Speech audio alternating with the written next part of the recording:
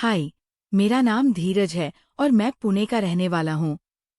मेरी उम्र 24 साल है। कद 5 फुट 11 इंच है।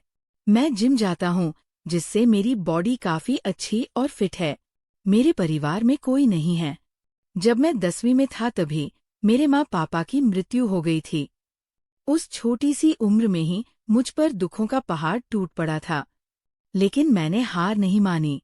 इसके बाद मैंने अपने पापा की स्टील के बर्तनों की कंपनी संभाली। मेहनत रंग लाई और आज महीने का 9 से 10 लाख का मुनाफा आराम से आ जाता है। पैसा तो बहुत था, लेकिन जिंदगी में अकेलापन भी बहुत था। मेरी ये कहानी तब शुरू हुई जब मैं 22 साल का था। एक बार मैं एक काम के सिलसिले में बाहर गया था और बस से वापस पुणे आ रहा था।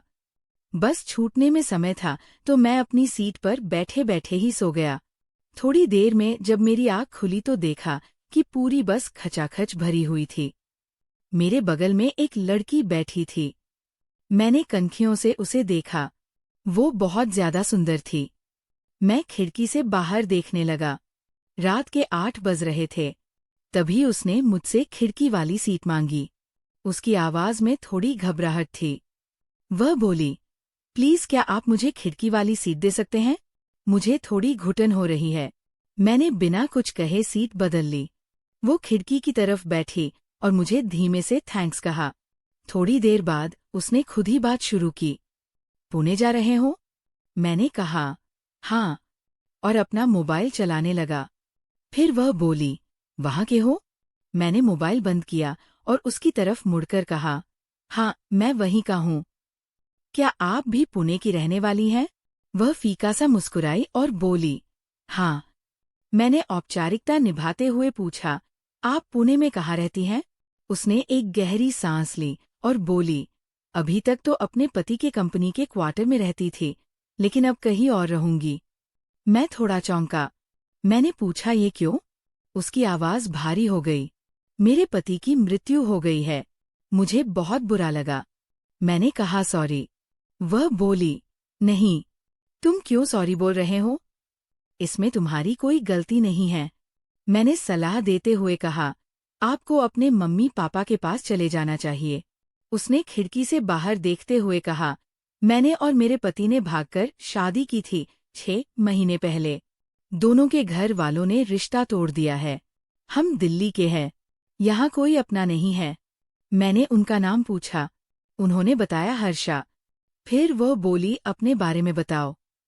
सफर लंबा था तो मैंने उसे अपने बारे में सब कुछ बता दिया। वह मेरी बातें ध्यान से सुन रही थी। वह बोली, तुम अकेले रहते हो मम्मी पापा की मृत्यु के बाद? मैंने कहा, हाँ। वह बोली, तुम्हारी उम्र कम है पर तुम्हारा बिजनेस और समझदारी देखकर लगता है तुम काफी मैच्योर हो। थोड़ी देर चुप रहने के बाद उसने झुझकते हुए कहा, तुम पुणे के हो। क्या तुम मुझे पुणे में एक किराए का फ्लैट ढूंढने में मदद कर सकते हो? मैंने तुरंत कहा, हाँ, बिल्कुल। तभी बस एक ढाबे पर रुकी। मैं और वो बाहर निकले। बस में लाइट कम थी, इसलिए मैं उसे ठीक से नहीं देख पाया था। बाहर ढाबे की तेज रोशनी में जब मैंने उसे देखा तो मेरी नजरें उस पर थम गई।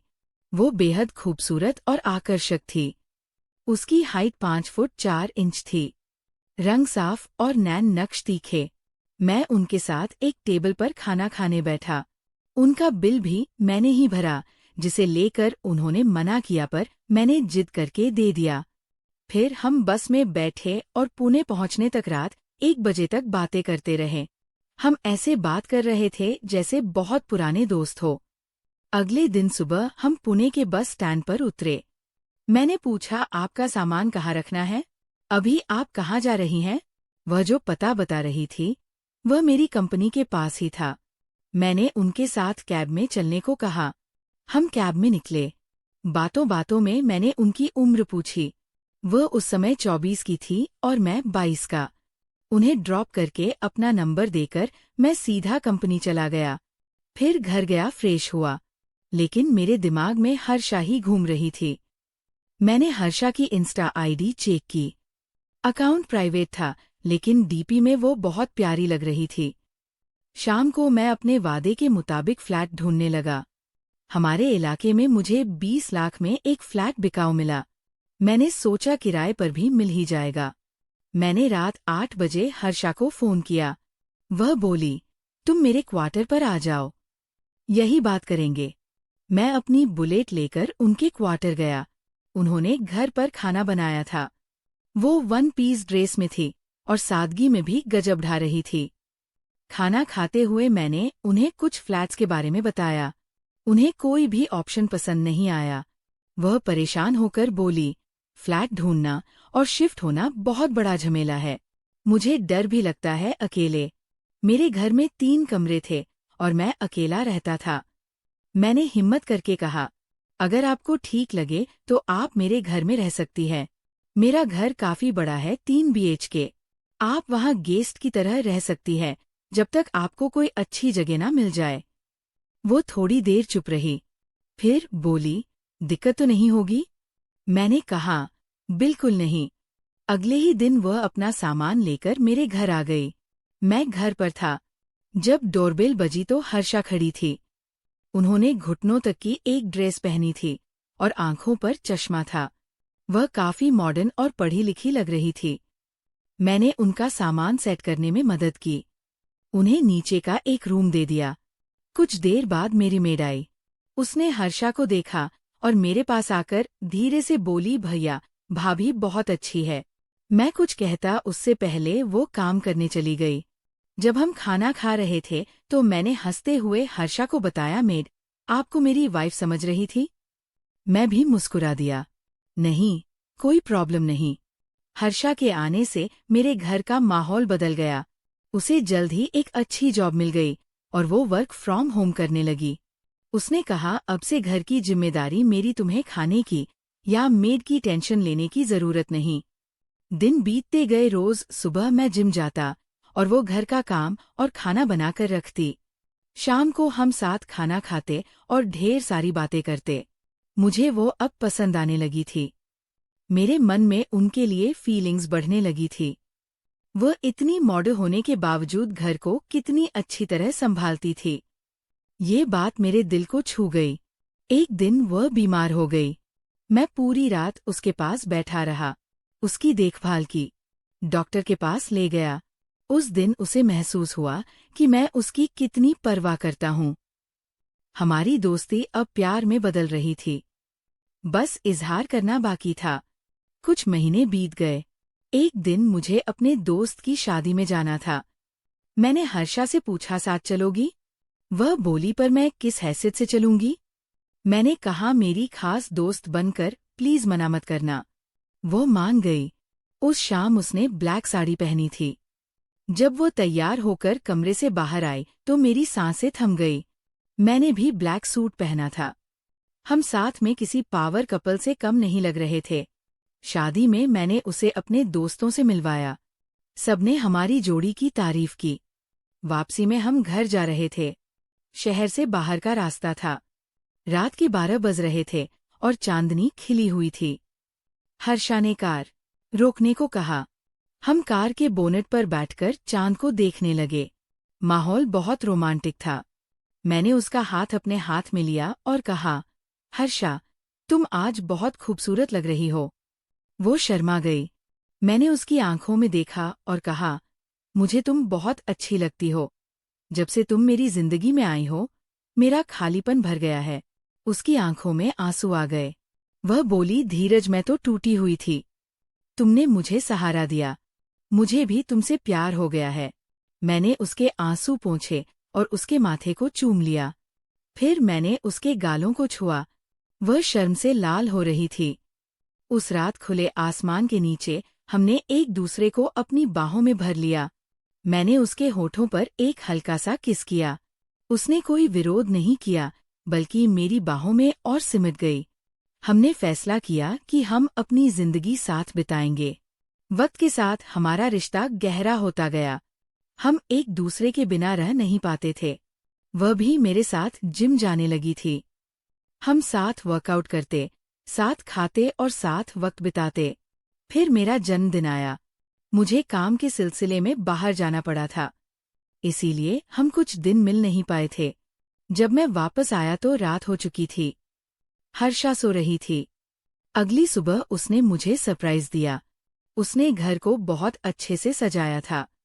हमने पूरा दिन साथ बिताया, मूवी देखी और डिनर किया। रात को 11 बजे उसने मुझे अपने कमरे में बुलाया। जब मैं अंदर गया तो लाइट्स ऑफ थी। सिर्फ कुछ मोमबत्तियां जल रही थी। हर्षा एक बेहद खूबसूरत लहंगे में बेड पर बैठी थी, बिल्कुल दुल्हन की तरह सजी हुई। उसे देखकर मेरे होश उड़ गए। उसने मेरे पास आकर कहा, ये मेरी तरफ से तुम्हारे लिए जन्मदिन का तोहफा है। आज से मैं पूरी तरह तुम्हारी हूँ। मैंने दरवाज़ा लॉक किया और उसके पास गया। उसकी खुशबू मुझे मद्दोश कर रही थी। मैंने उसकी ज्वेलरी उतारी और उसे बाहों में भर लिया। वह भी मेरे प्यार में खोई हुई थी। उस रात हमने अपनी सीमाओं को पार किया।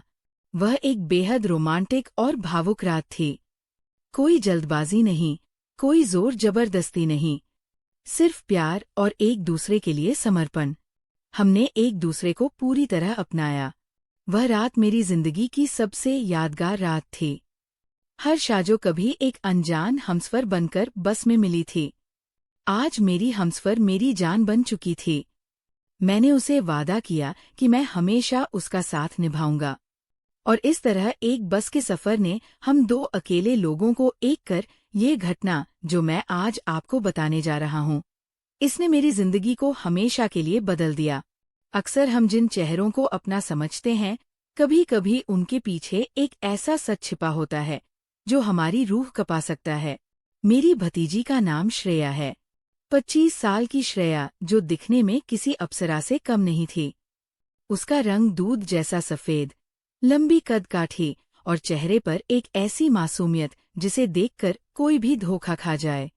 उसके लंबे काले बाल और बड़ी बड़ी आंखें हमेशा से उसकी खूबसूरती में चार चांद लगाती थी। लेकिन मुझे नहीं पता था कि उस खूबसूरती के पीछे उस रात क्या संगीत छिपा था। उस दिन अचानक श्रेया मुझे दिल्ली एयरपोर्ट पर मिल गई। मैं मुंबई से दिल्ली एक जरूरी बिजनेस मीटिंग के लिए आया था। शाम ढल चुकी थी और एयरपोर्ट के बाहर हल्की ठंड महसूस हो रही थी। मैं टैक्सी का इंतजार कर रहा था कि तभी पीछे से एक जानी पहचानी आवाज कानों में पड़ी। चाचू, मैंने पलटकर देखा तो वहां श्रेया खड़ी मुस्कुरा रही थी। उसने एक सुंदर सी ड्रेस पहनी थी और वह भीड़ में बिल्कुल अलग लग रही थी। उसे वहां देखकर मैं हैरान भी था और खुश भी। मैंने मुस्कुराते हुए पूछा, अरे श्रेया, तुम यहाँ कैसे? हम दोनों बहुत गर्मच्छी से मिले। उसने बताया कि वह चंडीगढ़ से किसी काम से आई थी। इत्तेफाक देखिए, उसकी मीटिंग और मेरी मीटिंग एक ही होटल में थी। मैंने श्रेया को साथ चलने को कहा। वो चहकते हुए अपना बैग लेकर मेरे साथ टैक्सी में बैठ गई। टैक्सी होटल की तरफ चल पड़ी, लेकिन रास्ते में मुझे कुछ अजीब महसूस होने लगा। श्रेया, जो बचपन से बहुत बातूनी थी, आज एकदम खामोश थी। वो बार बार खिड़की से बाहर अंधेरे को घूर रही थी। मैंने माहौल हल्का करने के लिए पूछा, घर पर सब कैसे हैं? उसने मेरी तरफ देखे बिना ही बहुत धीमी आवाज में जवाब दिया, संगीत, सब ठीक है, बस सब बदल गया है। उसकी आवाज में वो खनन नहीं थी, बल्कि एक अजीब सा सूनापन था। हम होटल पहुंचे और फटाफट तैयार होकर अपनी अपनी मीटिंग्स में चले गए। शाम को करीब 6 बजे मैं अपनी मीटिंग खत्म करके रूम में वापस आ गया। मैंने देखा कि श्रेया अभी तक नहीं आई थी। थकान के कारण मैं फ्रेश होने चला, संगीत गया।